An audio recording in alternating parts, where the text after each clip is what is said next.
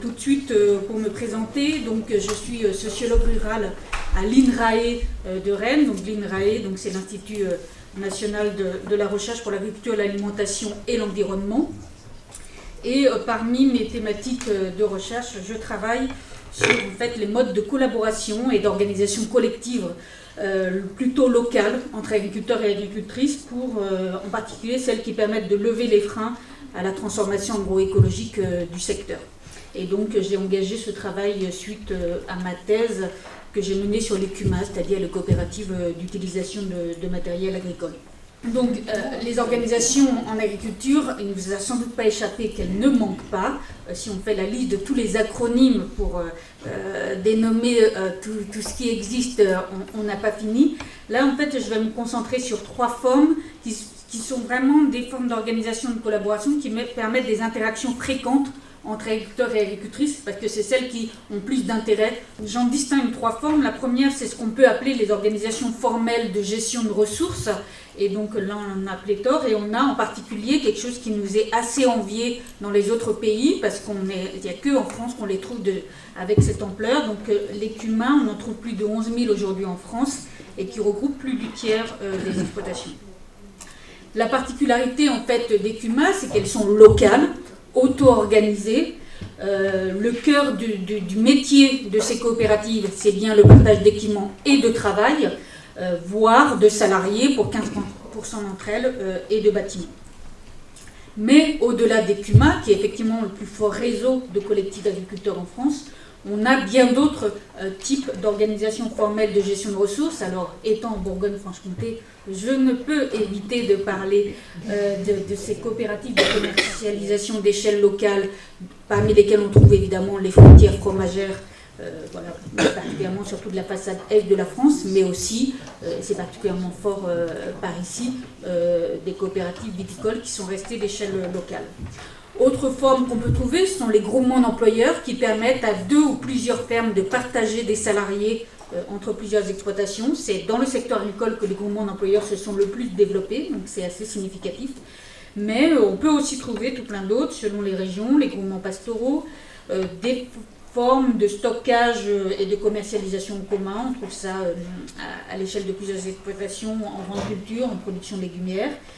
Quelque chose qu'on a vu se développer plus récemment, c'est les formes de production en commun, comme les assolements en commun, et on pourrait continuer la liste. Donc voilà pour cette première forme. La deuxième forme que je distingue, c'est ce qu'on appelle les arrangements de partage de ressources, ce que moi je propose d'appeler ainsi. Donc là-dedans, qu'est-ce qu'on peut mettre? La copropriété d'équipements, l'entraide, c'est-à-dire les échanges de travail entre exploitations, ce qui est assez développé, les échanges palefuniers entre éleveurs et céréaliers, les achats groupés de fioul ou de petites fournitures, voire d'intrants, des échanges parcellaires, par exemple entre producteurs de pommes de terre et exploitations voisines. Et là aussi, on pourrait continuer la liste de manière beaucoup plus longue. Ce qui caractérise ces arrangements de partage de ressources, c'est qu'ils sont majoritairement informels, donc on n'en trouve pas de traces statistiques administratives puisqu'ils ne sont pas déclarés. Troisième forme, c'est tout ce que j'appelle les collectifs de coproduction de connaissances entre pairs, ce qu'on appelle plus généralement dans le milieu agricole les groupes de développement. Donc là-dedans, il y a aussi toute une série d'acronymes qu'on peut décliner, les GDA, les CETA, les CIVAM, les groupes chambres, les GAB, les AFOG, etc. etc. Qu'est-ce qui est le cœur d'activité de ces groupes de développement? C'est le partage, l'échange des expériences que chacun mène, des sessions de formation collective, la comparaison de ces résultats techniques, voire économiques, voire même pour certains d'entre eux, des programmes communs d'expérimentation. Et là, ce qui caractérise aussi particulièrement cette troisième forme à la distinction des 2 précédentes, c'est que c'est très très souvent animé par une tierce personne qui a cette fonction-là, en général salarié, d'être soit le conseiller ou la conseillère, l'animateur, l'animatrice, technicien, technicienne, suivant la dénomination que donne chacun de ces groupes. Finalement, pourquoi les agriculteurs continuent à s'embêter, à collaborer entre eux, alors qu'il y a plein d'autres alternatives et solutions? Donc c'est évidemment une question que je me suis posée. Et donc en fait, ce que mon travail permet de voir, c'est qu'en fait, il y a une pluralité de raisons qui expliquent que les agriculteurs apprécie et continue de s'appuyer sur cette diversité de collaboration. Donc, par exemple, il y a le fait que ça peut être un premier motif économique, en fait, voilà, être en CUMA, acheter à plusieurs, ça permet de diminuer les coûts, voire même, en fait, de mettre à distance ou de contourner tous ceux qui ont des choses à vendre. Un autre motif, c'est que ça vient remplacer un certain nombre de rôles qu'exerçait la famille dans le milieu agricole. La famille est un espace significatif de transmission, notamment des transmissions des savoirs. Continuer à faire partie de groupes de CUMA, c'est aussi une manière en fait d'avoir un réseau de sociabilité, du fait aussi que l'exercice de la profession agricole peut se faire de manière de plus en plus isolée à un seul actif sur l'exploitation. Autre motif, c'est le besoin de dialogue technique. C'est qu'en fait, je disais, il y a beaucoup de propositions techniques, par exemple, qui sont offertes aux agriculteurs, mais en fait, elles ne sont rarement toutes prêtes pour être utilisées dans l'exploitation. Il y a toujours un jeu d'adaptation, soit de l'exploitation à la proposition technique, ou d'adaptation de la proposition technique au contexte d'exploitation. Et en fait, c'est par le jeu des dialogues techniques entre pairs qu'on jauge aussi comment on fait pour profiter au mieux. J'ai toujours dit que le métier d'agriculteur, c'est un métier où il s'agit de naviguer dans l'incertitude, puisque chaque année est différente de l'autre, chaque animal est différent de l'autre, mais d'autant plus ces dernières années, avec notamment le changement climatique, donc un certain nombre de références qu'on pensait établies qui ne tiennent plus, et d'où l'intérêt de pouvoir en parler entre pairs. Donc c'est pour cette diversité de raisons, et finalement quelque part cette diversité de raisons, ce qu'elle montre, c'est en fait ce qui motive les agriculteurs, c'est bien de garder une marge d'autonomie, voire même de l'accroître. Ce qui fait aussi que des agriculteurs continuent à s'appuyer sur la collaboration, c'est qu'il y a de nouvelles questions qui sollicitent la collaboration. Donc par exemple, ce grand mot de transition agroécologique, c'est-à-dire tous ces agriculteurs qui cherchent à diminuer le recours aux intrants préjudiciables à l'environnement et au climat, ça leur amène à mettre en place de nouvelles pratiques pour lesquelles ils ont besoin de nouvelles ressources, pour lesquelles ils ont de nouvelles questions et face auxquelles ils ne trouvent pas forcément de réponse. Par exemple, mettre en place de nouvelles pratiques, ça pose des questions, et quand ils se tournent vers leurs conseillers techniciens habituels, ils ne vont pas forcément trouver de réponse adaptée. Souvent, ça demande de mettre en place de nouvelles cultures ou nouvelles espèces, et pour certaines, sans qu'on puisse trouver la semence dans le commerce de manière habituelle. Mettant en place de nouvelles cultures, voire de nouvelles productions, ça peut confronter au manque de débouchés ou de valorisation économique pour certaines d'entre elles. Ça peut demander de nouveaux équipements, dont certains sont onéreux, et puis ça s'accompagne souvent d'un surcroît de travail. Et donc face à ces nouvelles questions que pose cet objectif de réduire les intrants préjudiciables à l'environnement, un certain nombre d'agriculteurs dépassent ces freins, ces questions sans réponse, par la collaboration. Face au manque de connaissances, ils remobilisent ou créent de nouveaux groupes de formation collective et de partage d'expérience.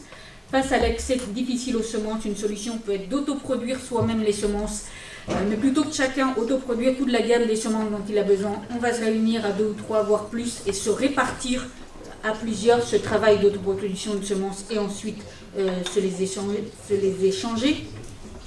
Face au manque de débouchés de valorisation économique, donc là il y a différents leviers collectifs qui peuvent être actionnés, se regrouper à plusieurs pour plus facilement aller trouver un négociant et un acheteur plus loin, créer soi-même de nouveaux débouchés, de nouveaux marchés, voire même s'organiser en circuit court, et là aussi avec pléthore de solutions collectives, par exemple les points de vente collectifs.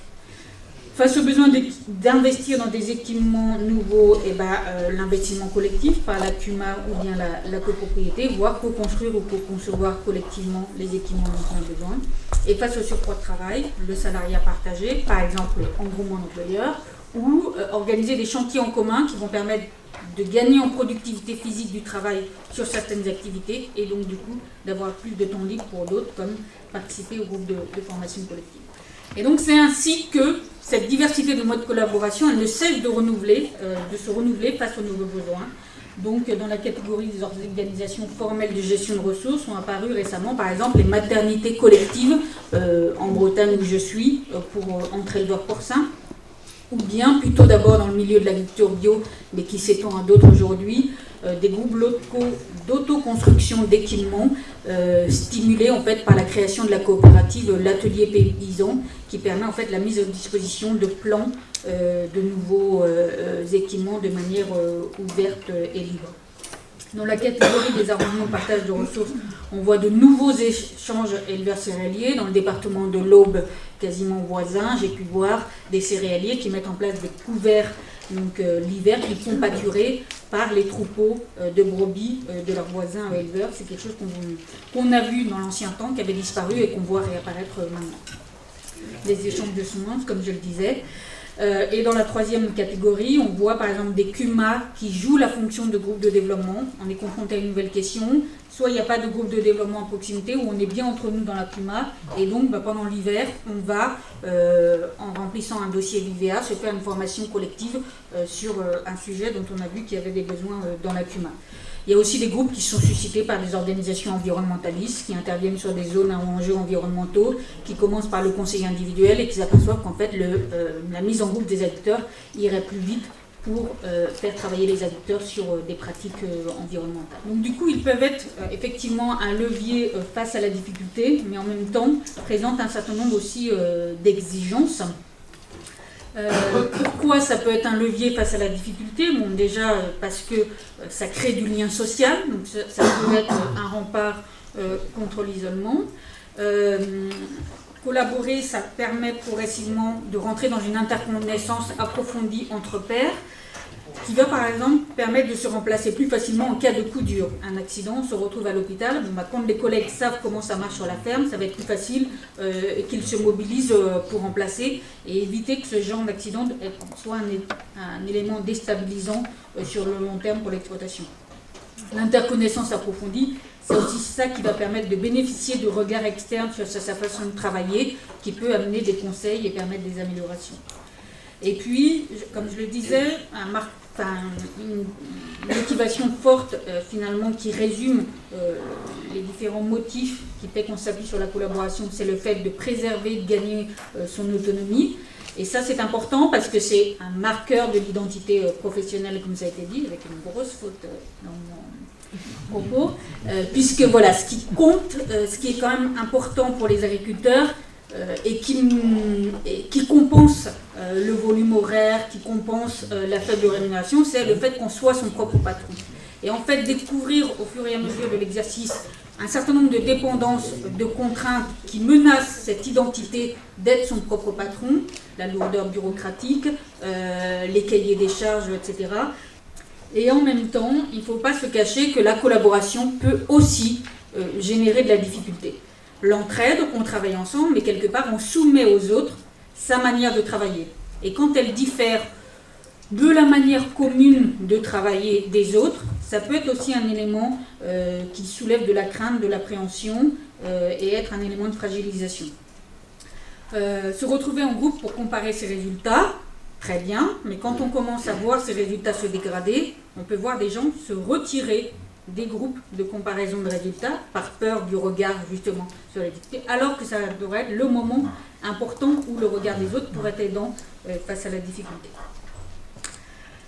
Mais en fait, ce qui pour moi est le plus important à noter, c'est qu'en fait, la collaboration peut être intéressante face à la difficulté, mais qu'en fait, on a une partie des acteurs aujourd'hui qui sont éloignés et peu impliqués dans les collaborations. Donc pourquoi ce fait? C'est qu'en fait, collaborer, ça demande un certain nombre de conditions, de dispositions favorables, dont tous les acteurs ne sont pas dotés. Et la première d'entre elles, c'est que ça demande du temps disponible. Se retrouver en réunion, en activité collective, en chantier en commun, ça demande de pouvoir dégager du temps dans son organisation de travail sur l'exploitation. Ça devient de plus en plus difficile pour une part de cette profession surchargée. Et juste pour rappeler, en moyenne, le volume horaire de travail chez les agriculteurs et les agricultrices dépasse largement les 50 heures. Donc ça, c'est une moyenne, donc ça veut dire qu'il y en a qui sont beaucoup plus. Alors que dans la population française, on est à peine à 40 heures. Donc la profession agricole est vraiment la catégorie socio-professionnelle au plus fort volume horaire de travail aujourd'hui en France, parce que beaucoup d'éléments ont encouragé l'agrandissement des structures d'exploitation. Et donc cet agrandissement continu de l'échelle du travail s'est fait aux dépens du temps de travail et par des situations de plus en plus fréquentes de surcharge et donc de saturation qui fait qu'on n'a plus la flexibilité pour se dégager quelques heures qu'on va pouvoir passer par exemple en réunion. On voit quand même qu'il y a aussi le moment de la carrière. Et notamment, le moment du démarrage, ce n'est pas le moment où on a le plus de temps à pouvoir passer à collaborer avec ses pairs. Pourquoi ? Parce que c'est le moment où on n'est pas forcément le plus efficace au travail, puisque en fait, c'est dans les premières années qu'on améliore progressivement en fait, sa maîtrise professionnelle, qu'on installe des routines de plus en plus efficaces. Et puis, ce sont les années où on a de lourdes charges de remboursement des prêts d'installation. Donc, on est incité à faire le plus grand chiffre d'affaires possible pour pouvoir rembourser ces prêts. Donc, tout ça concourt à un fort volume aussi horaire de travail dans les premières années. Si, en plus, s'y rajoute un contexte familial avec des enfants en bas âge, ça coïncide quand même assez souvent, il faut le dire. Et puis, il y a aussi les configurations d'exploitation qui sont plus ou moins propices, suivant le poids des tâches d'astreinte, notamment en élevage, encore particulièrement plus en élevage laitier, mais aussi ceux qui sont avec des tâches de transformation et vente directe, qui sont là aussi une astreinte qui peut être importante. Et puis, suivant aussi le nombre d'actifs sur l'exploitation, et on voit bien que la situation d'être à un seul actif sur l'exploitation, ça rend plus difficile parce qu'on n'a pas quelqu'un pour se faire remplacer. Deuxième disposition nécessaire pour la collaboration, c'est tout ce qui est de l'ordre des compétences et des connaissances collaboratives. Or, en fait, ça n'a rien de spontané, d'autant plus que la formation agricole initie faiblement à la collaboration. Et donc, on a de fait une méconnaissance de ces modes de collaboration chez une partie des acteurs, en fait, soit qu'ils ne les connaissent pas, ou qui les méconnaissent, c'est-à-dire s'en font une image fausse et donc ne les repèrent pas comme un point d'appui possible pour eux, pour leur activité professionnelle. Et puis on est aussi, il faut le noter, dans un contexte français qui est peu porteur s'agissant d'apprendre à travailler collectivement. On va dire depuis la Révolution française, renforcer la capacité d'auto-organisation collective des personnes, ça a quand même souvent été la 5e roue du carrosse, voire même ça a été combattu. Donc en fait, ça entretient, et c'est pas propre qu'au milieu agricole, on le voit dans le milieu associatif, dans les milieux de l'économie sociale et solidaire, un fatalisme en disant nos organisations, elles sont ouvertes, vient qui veut. Donc ceux qui ne viennent pas, c'est les individualistes. Et donc du coup, ça renforce un fatalisme et une difficulté à prendre conscience, en fait, c'est pas donné à tout le monde de savoir travailler collectivement. Et dernière condition nécessaire pour collaborer, c'est ce qu'on appelle en langage sociologique le capital social, c'est-à-dire le réseau de connaissances de ses pairs que l'on peut détenir personnellement, mais qu'on peut trouver aussi au niveau d'un territoire. Voilà, plus vous connaissez les agriculteurs dans votre entourage et que plus vous les connaissez de manière approfondie, plus vous allez pouvoir identifier des partenaires potentiels de collaboration. Parce que vous les connaissez, vous allez pouvoir trouver les arguments pour les intéresser. Et puis en fait, d'un territoire à l'autre, il y a une plus ou moins grande richesse en organisation et en collaboration. Et donc plus vous avez des organisations agricoles sur un territoire, déjà plus vous avez la chance d'en trouver une qui corresponde à vos besoins, et plus du coup vous allez pouvoir connaître d'autres. Et ça, en fait, on peut constater qu'en fait il y a quand même une disparité géographique des modes de collaboration d'un territoire à l'autre. Donc il y a plein de cartes qui peuvent le montrer. Là, la carte que je vous montre, c'est celle des groupes d'agriculteurs qui ont été reconnus par la politique publique mise en place autour de l'agroécologie depuis 2012. Bon, voilà, par exemple, Morbihan et Yvelines, on dépasse les 15 groupes reconnus. Et vous avez certains départements du Nord-Est où vous n'avez qu'un seul groupe reconnu. Donc ça dénote déjà qu'en fait, ça ne se joue pas de la même façon selon les départements et les régions. Et mon travail m'amène à mettre en évidence qu'en fait, c'est un héritage historique, ce développement inégal des modes de collaboration d'une région à l'autre. Là, le carte que je viens de vous montrer, fin des années 70, c'est le nombre de conseillers agricoles par chambre d'agriculture. Alors c'est un moment important parce qu'en fait en 59 il y a un décret qui confie aux chambres d'agriculture le rôle principal d'animation du développement agricole. Donc vous voyez les départements en noir, notamment beaucoup dans l'ouest de la France, où vous pouvez dépasser les 30 conseillers au niveau de la chambre d'agriculture, et certains où il y a 0 conseiller, notamment sur la partie nord-ouest de la France. Donc c'est aussi de cette histoire-là qu'on hérite et qui fait le paysage actuel en matière de collaboration. Donc voilà, il faut du temps, il faut des compétences collaboratives, du capital social. Et bien c'est toutes ces nécessités qui ne sont pas présentes partout, qui font que les agriculteurs ne sont pas tous dotés de ces conditions nécessaires à la collaboration. Alors du coup, une fois qu'on a posé le constat, quelles solutions pour développer les collaborations? D'une part, moi j'identifie le rôle des politiques publiques, donc arrêter avec cette logique délétère des appels à projets pour passer à une vraie politique de soutien pluriannuel des fédérations collectives d'agriculteurs de leur tête de réseau. Limiter par ailleurs les politiques publiques qui ont un effet en fait décourageant. On a vu pendant longtemps des prêts bonifiés pour les investissements individuels, mais qui n'étaient pas accordés aux achats collectifs. Pourquoi aller s'embêter à acheter collectivement?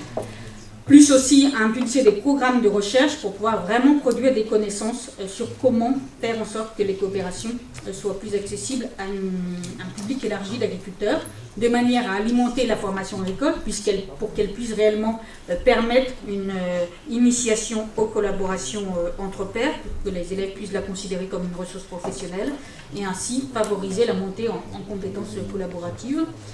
C'est aussi de la part des réseaux d'organisations d'agriculteurs du travail d'expérimentation, de nouvelles modalités de mobilisation, plutôt que d'attendre que les agriculteurs viennent, d'aller vers ceux qui n'y sont pas et trouver des modalités d'intégration adaptées à ce public-là, et adapter aussi les fonctionnements collectifs à l'hétérogénéité des situations d'exploitation, notamment pour ceux qui sont seuls actifs sur leur ferme.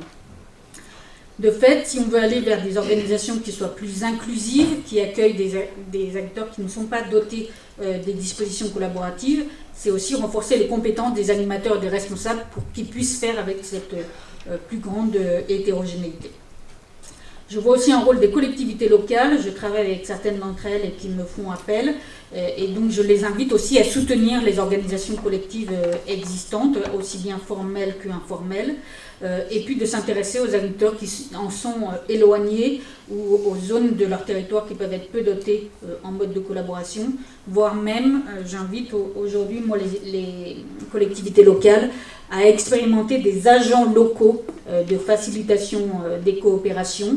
Ce serait en quelque sorte des agents qui localement seraient installés sur le long terme pour prendre connaissance de la diversité des agriculteurs, mettre en lien chaque agriculteur qui a un nouveau besoin avec les collectifs existants ou leur permettre de se regrouper avec d'autres pour mettre en place des solutions collectives qui sont besoin, voire aider à l'émergence de nouvelles collaborations nécessaires. Je pointe en particulier les groupes d'entraide et de partage entre cédants et les groupements d'employeurs, parce que ça peut être une condition importante au préalable, déjà pour limiter les formes d'agrandissement qui conduisent aux surcharges de travail et donc qui sont défavorables et qui créent de la difficulté, et puis aussi au groupement d'employeurs, vu le problème assez chronique de la surcharge de travail aujourd'hui en agriculture. Voilà donc pour mon propos, je vais en rester là. Merci à vous.